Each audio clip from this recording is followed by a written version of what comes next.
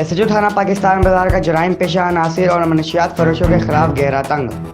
थाना पाकिस्तान बाजार पुलिस ने मनशियात फरोशी में मुलविस मुलजिम को गिरफ्तार कर लिया।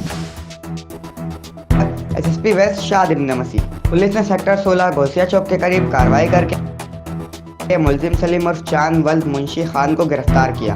गिरफ्तार मुलजिम के कब्जे से आधा किलो से ज़ायद 545 ग्राम चर्स और फरोख्तगी की रकम बरामद की गई।